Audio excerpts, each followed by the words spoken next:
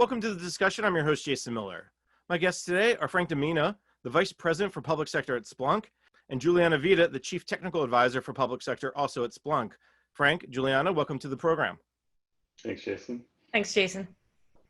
It's been an incredible past few months for many federal agencies. Mandatory telework stressed their networks, technology infrastructures like never before. Agencies tried to prepare for the surge in telework, but many struggled during the first few weeks of the coronavirus pandemic. Many agencies, however, quickly upgraded their networks, adjusted their approaches to address shortcomings in their telework efforts. Two Federal News Network surveys, about 6 weeks apart, found much different views of remote working. The survey for March found employees were concerned about VPNs, latency in networks, and the lack of laptops. 6 weeks later, we found many of the problems seem to have been solved. In fact, Federal Chief Information Officer Suzette Kent said in early May that the ability to rapidly pivot and transition to this highly digital environment is possible because of recent investments in modern technology, robust and scalable commercial tools, data management practices, cybersecurity enhancements, and automation.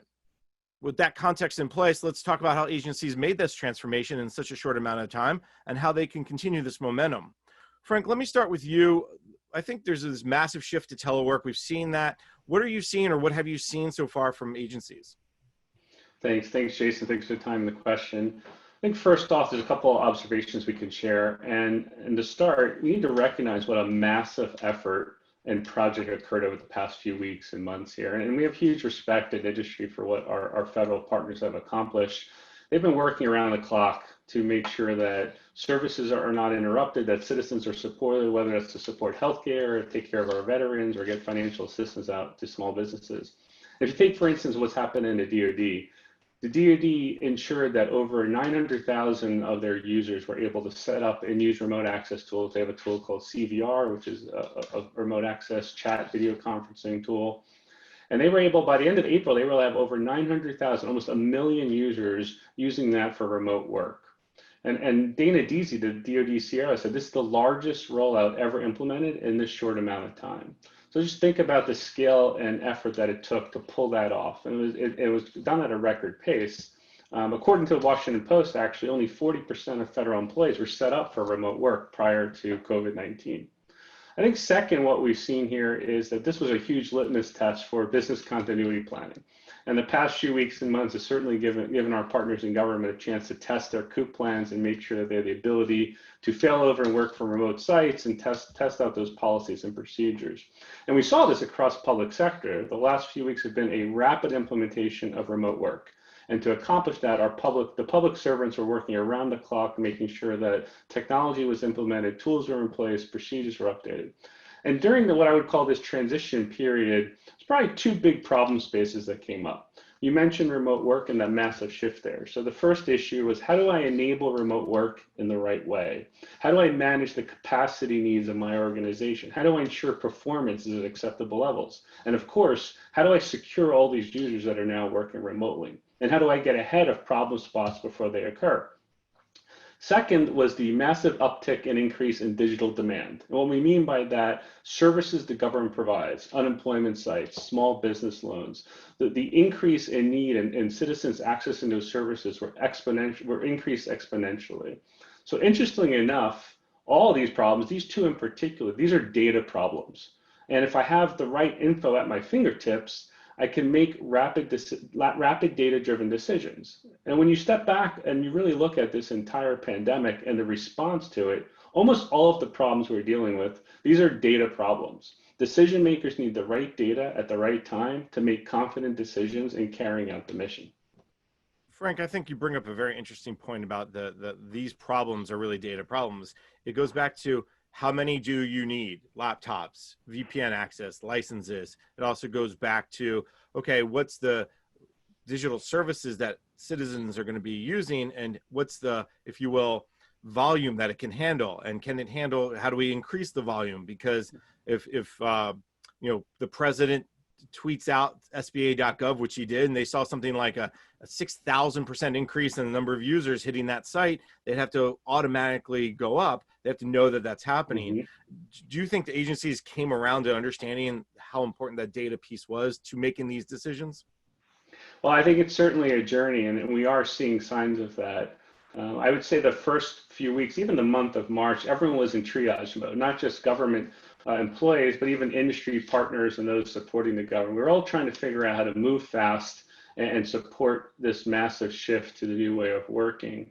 I think after that initial triage mode, folks were realizing that data can play a great value here. If I can understand which of my remote access sites are getting too many users at one time, I can better balance my user load. That's just a simple data call where I can have the right information as a decision maker to reallocate resources. Or am I hitting capacity in a certain part of the country? Or have I overinvested at some points and I can shift those resources to other parts of the network where help is needed? So we did see that shift and start to increase, and I think that journey is progressing. Over the past few weeks, we've been working with many federal, state, local, even education partners in public sector to help them leverage data to address some of the challenges that are coming up in the light of this pandemic. Juliana, jump in here, because I think one of the big things that agencies are seeing today, and we'll see, is this demand for services. Yeah, and Frank covered a lot of it, and I really appreciate his point about this was a litmus test for the continuity plans that organizations had in place. I would, say it was more like a pop quiz and a practical exam at the same time. For a lot of these policies and plans that have been in play, they've been on the shelf, they get tested every now and then, but this was, show up one day and the teacher's like, okay, go do it. And a lot of them have been successful, struggling at first, chaos at first, but the ones that have been successful, to Suzette Kent's point, are the ones that had the modern technology in place, and specifically cloud and shared services in place to allow them to be agile, to allow them to pivot and scale to the need to the extent that they needed to. And honestly, there's a lot of other politics and dynamics going on all the time across the government and in agencies that I've been happy to see hasn't really gotten in the way that it has maybe in the past. I come from a career as a military officer and then a civil servant, eventually at a deputy CIO level for the Navy. And I know the pain of wanting to get things done, people having the heart and the passion to let's move forward and execute the mission. Oh, but we have this policy in place, or whatever, hurdle that they need to jump over that isn't technology related. And honestly, I think that's been a good lesson learned from this COVID response, is that some agencies aren't letting those barriers get in the way because they can't. The workforce is working remotely. Citizens do have increased demand. The increase in services has skyrocketed, specifically for certain agencies. Of course, healthcare, telehealth, telemedicine, small business with loans, et cetera. And when you think back to 2013, when HHS rolled out the healthcare.gov site to support the Affordable Care Act, they at least had some preparation. They knew that was coming. They had time to prepare. In this case, federal agencies didn't necessarily have that. And we went from 0 to 60 pretty quickly in the United States, particularly on the East Coast, as the pandemic rolled from west to east. And so to Frank's point, we've been pretty proud to see a lot of the agencies stepping up, but now it's time to find the balance. It's time to find the balance between meeting those citizen expectations, delivering services, and maintaining a healthy and safe workplace for employees, which data can also support. We're showing customers how to leverage their data, use dashboards to make decisions in a way that keeps their workforce healthy and safe, while also meeting the succeeding demand for services. You bring up the kind of looking forward a little bit around reopening. We're starting to hear some of that. Before we go there, though, I want to just take a half a step back. And Juliana, one of the things that agencies have done is adjust. And I think you brought this up as going from 0 to 60. That first month, I think maybe Frank mentioned, was triage. You mentioned it as a pop quiz and to a full-on exam. But give me a sense of how agencies are adjusting and what lessons they're learning, and can those lessons have staying power? Right. Some of the lessons that we've seen agencies learn are, I like to throw out adages. So, the old necessity is the mother of invention. Well, in this case, necessity is the mother of modernization. And for those agencies who already had modern environments, i.e. cloud environments, or we're already leveraging shared services, the lesson is they're doing better. They were able to pivot faster, deliver services more quickly, and more reliably. And honestly, state governments, I know largely the audience is federal, but I think the states are a good place to look. They don't have a bigger budget than federal governments do, agencies do, but many of them have talked about investments that they made in the past in cloud and shared services have now turned out to be, they're glad they made those investments. Specifically, I'll mention the state of Mississippi. After Hurricane Katrina, which is now many years ago, and then in the Great Recession, as they call it, they decided it's time to make the investment in cloud. And that allowed them to put their unemployment insurance benefit tool in the cloud as a cloud service.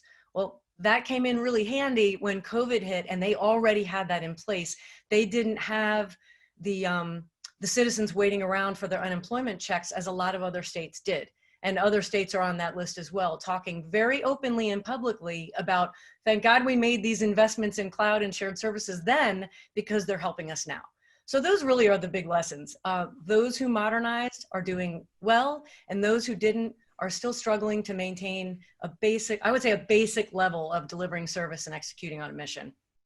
Your point about Mississippi is a great one, because there's been a ton of stories about agencies and state agencies who are really struggling with the COBOL and pulling people out of retirement because they don't have enough programmers who know COBOL. And here's a state like Mississippi that maybe doesn't get a lot of positiveness around its services it provides or the challenges it faces. But that's a great story.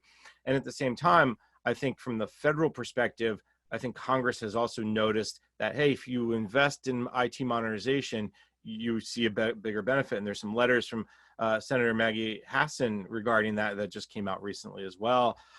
Frank, jump back into the conversation a little bit and talk about something that agencies maybe started to see really big benefits is automation here, and how automation can really help them pick up those areas that maybe people had to do at one point, but now it's really making things easier. Sure. A couple observations, and I hope to be as profound as Juliana here. I think from the lens of our partners in government, first off, I think there's a new perspective on the value of SaaS-based technologies, cloud-based offerings beyond just the hard costs and manpower. Cloud use was already accelerating across government, but I think what we've seen in the last few weeks has been a steroid injection to that exercise. Government organizations that had a cloud migration strategy and process and that were already enacting it were able to pivot much faster into adjusting to what COVID is demand. And why? Cloud ensured they had no interruption of services. They did not have to refactor their tools or their processes or just their people's day-to-day work process or work streams. And they're also able to scale up as these increases in digital demand and users working from home require new capacity. Those tools, those cloud-based approaches allow them to increase scaling with just a few clicks. They didn't have to wait on hardware procurements or data center space. So I think one of the first takeaways here from the government perspective is that there's a lot more value potentially in the way we look at some of these cloud SaaS-based offerings, and that cloud benefits are not always about cost. It's about agility, redundancy, and resilience, and scalability. I think from a vendor perspective, I'm going to answer your question on automation, but I think from a vendor perspective, there's a lesson learned too as well. If you want to work with the government, if you want to help, or if you have a solution that can help the government, it must be something that is actionable. It must be, as some folks have talked about, shovel ready.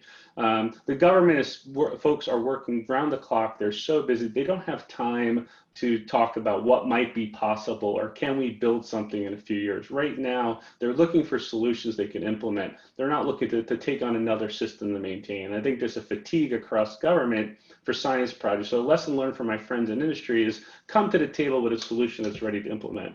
Lastly, on automation, there is a huge opportunity here for the government to gain productivity gains through automation. And automation takes many forms. Some of that is just simple automation tools that folks have done in the past in IT, like scripts. But what we're talking about here really is the next level automation based on tools like machine learning and artificial intelligence. And this has many use cases and applications that can be in cyber and how we can improve cybersecurity and enable more free time for our analysts. In IT help desk, how can I automate responses to common issues so I don't have to have a help desk person go visit a user? Or how I run my NOC, Are there tools or playbooks I can run to avoid having someone come into a data center? So automation is actually very important right now to helping our government partners and executives deal with the lack of folks on site and the issues that are coming up. All right, Frank, plenty there, more to talk about, but first we're going to take a quick break. You're listening to the discussion Good to Great, Lessons for Agencies as They Reopen, sponsored by Splunk on Federal News Network.